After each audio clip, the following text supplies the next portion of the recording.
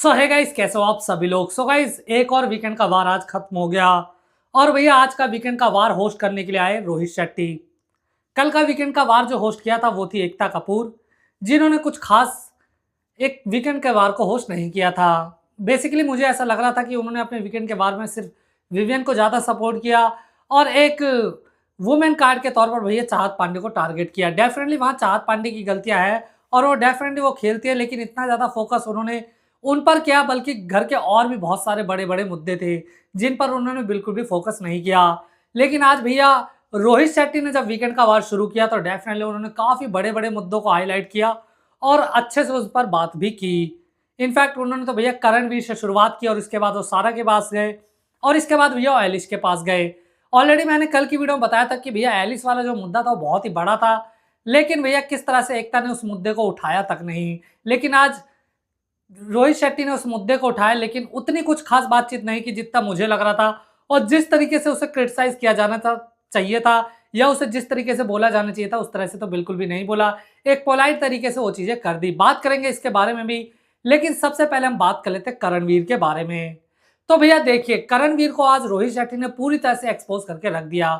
Definitely यहाँ पर मैं रोहित शेट्टी जी की बात से पूरी तरह से एग्री करता हूँ कि भैया जो करणवीर है ना, वो भैया सिर्फ आग लगाते हैं, पीछे से मजे लेते हैं, दूसरों को लड़ाई करवाते हैं। अदरवाइज वो खुद फ्रंट में आकर कुछ भी नहीं करते हैं। देखिए, बिग बॉस 18 को तकरीबन 1 महीने से ज़्यादा का वक्त हो गया है, लेकिन अगर आपने देखा हो तो भैया एक भी फाइट ऐसी नहीं हुई है जहां पर करणवीर या सामने वाले बंदे की फेस टू फेस फाइट हुई हो। ना तो उनकी विवियन से ढंग से फाइट हुई है, ना उनकी रजत से फाइट हुई है, ना उनकी अविनाश से हुई है।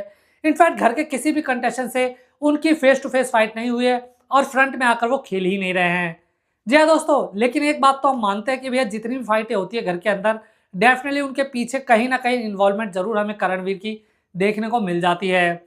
जैसे कि आज वो रोहित शेट्टी ने एक वीडियो दिखाया जहां पर भैया दिग्विजय और कशिश का जो लफड़ा है उस चीज को लेकर दिखाया। आप सभी लोग जानते हैं कि भैया इन दोनों का मुद्दा कितना पुराना है और इतनी सारी बातचीत हो चुकी है। लेकिन आज एक बार फिर से भैया करणवीर ने इन्फ्लुएंस करने की कोशिश की कशिश को और उससे कहा कि तुझे जाकर बात करना चाहिए, क्योंकि दिग्विजय भी तेरे से बात करना चाहता है। और उसके बाद भैया क्या कुछ हुआ ये तो हमें देखने को मिला और सीधे सीधे तौर पर भैया करणवीर इस चीज के मजे लेते हुए दिखाई दे गए। तो डेफिनेटली भैया वो खेल तो रहे हैं, लेकिन पीठ पीछे आकर खेल रहे हैं, फ्रंट में वो कुछ भी नहीं खेल रहे हैं। वो बस आग लगाते हैं, दूसरों का तमाशा देखते हैं।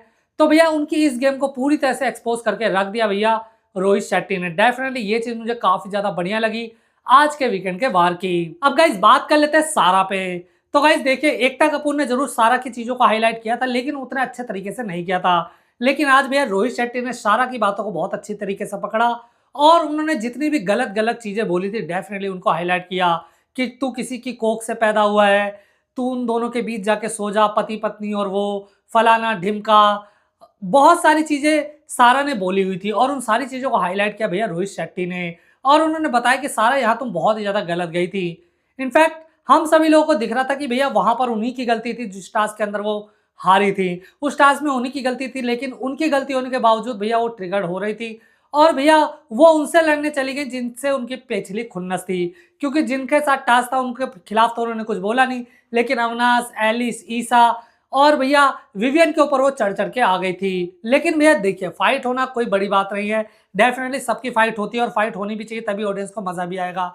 लेकिन एक बाउंड्री होती है कि आप कुछ वर्ड ऐसे ना बोलिए जो कि बहुत ही ज्यादा ऑफेंसिव हो जाए, जो कि ना तो ऑडियंस को पसंद आए ना तो किसी की फैमिली को पसंद आए। क्योंकि भैया बिग बॉस एक ऐसा शो है जिसे भैया पूरी फैमिली देखती है, बहुत सारे लोग देखते हैं, बड़े से लेके बुजुर्ग तक सभी इस शो को देखते हैं। तो डेफिनेटली ऐसी वर्ड जो तुम नेशनल टेलीविजन पर बोल रही हो वो किसी को भी पसंद नहीं आएंगे। स्पेशली तुम अपना एक एग्रेसिव नेचर दिखा रही हो जो कि बहुत ही गलत तरीके से दिखा रही हो। और भैया तुम बाल वगैरह खींच रही थी, वायलेंस कर रही थी, ये भी बहुत ज्यादा गलत थी। तो भैया रोहित शेट्टी ने बहुत ही तगड़ी क्लास लगाई यहाँ पर सारा की। तो डेफिनेटली ये चीज में मुझे देखने में मजा आया।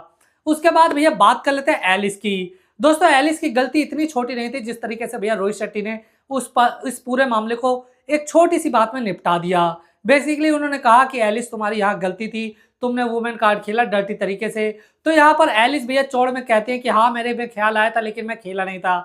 लेकिन ऑफ कोर्स यार, हम सब लोग अंधे थोड़ी हैं, हमें साफ साफ नजर आ रहा था कि वो क्या करने की कोशिश कर रही थी। उसने रजत दलाल के साथ क्या करने की कोशिश की थी, लेकिन जब लोगों ने उस पर ध्यान नहीं दिया तो उसने भी सोचा कि इस मुद्दे को फिर छोड़ दिया जाए, क्या उसको उठाना। लेकिन गाइज ये बहुत ही सीरियस मुद्दा था, इससे कई सारे लोगों की लाइफ इफेक्ट होती है।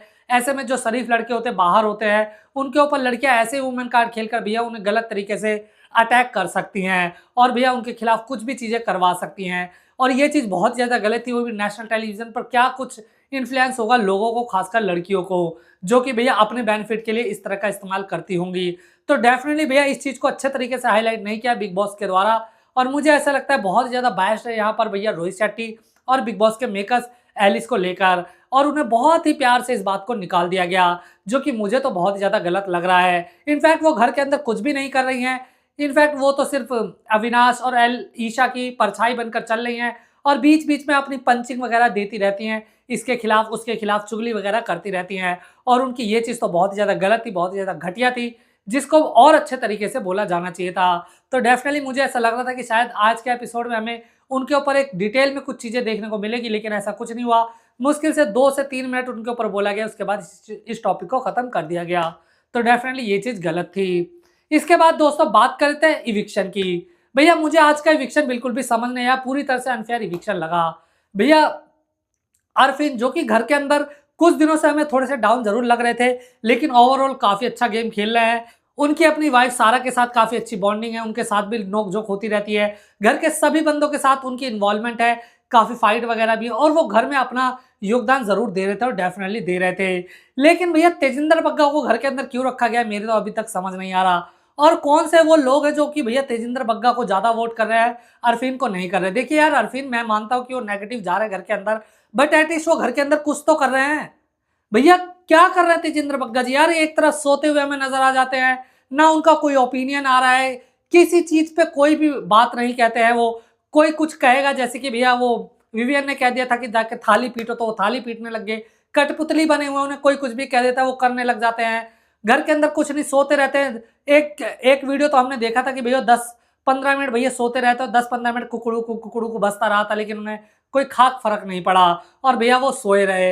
ऐसे में भैया मुझे पूरी तरह से ये अनफेयर इविक्शन लगा कि भैया यहाँ पर अरफीन की जगह डेफिनेट तेजिंदर बग्गा को इविक्ट करना था। लेकिन बेसिकली हम सभी लोग जानते हैं कि बिग बॉस के मेकर जो है बहुत सियाने हैं, उन्होंने जरूर कुछ प्लान करके तेजिंदर बग्गा को घर के अंदर रखा हुआ है।